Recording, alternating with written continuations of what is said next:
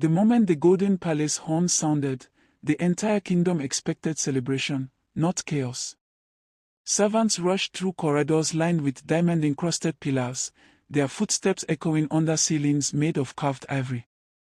The red carpet leading to the coronation chamber sparkled with gemstones, untouched and waiting for the prince who was nowhere to be found. The royal guards in polished emerald armor trampled across marble floors, searching every corner with growing fear. The king, dressed in a robe woven with pure gold threads, stormed into the scene demanding answers no one had. He stepped into the prince's private chamber and froze at the door, staring silently at the untouched royal attire laid out on the bed. The crown, placed perfectly on a velvet cushion beside it, glimmered under the chandelier as though mocking his fears. The room was unusually calm, almost too calm, as though the prince simply faded into thin air. A single window stood open, letting in a gentle breeze that carried the scent of jasmine from the royal garden. But not a single footprint on the polished balcony suggested escape.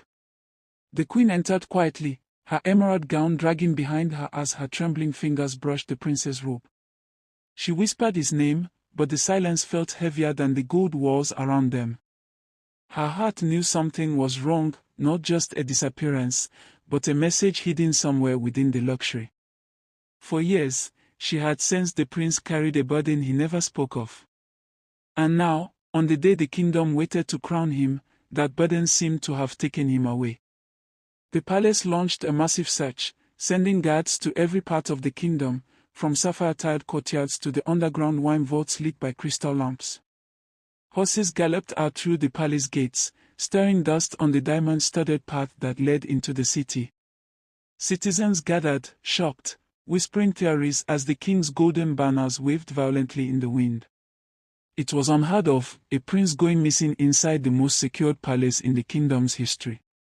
Rumors spread faster than the horses searching for him.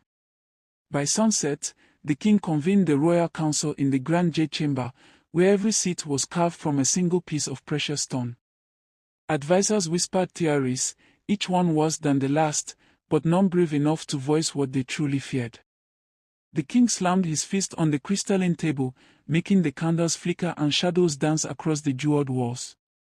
His voice echoed through the chamber as he declared a royal lockdown until the prince was found. No one entered, no one left, and no one slept.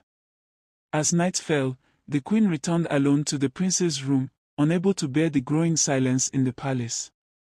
She ran her hands over the flawless silk bedsheet and paused when her fingers brushed against something sharp beneath the pillow.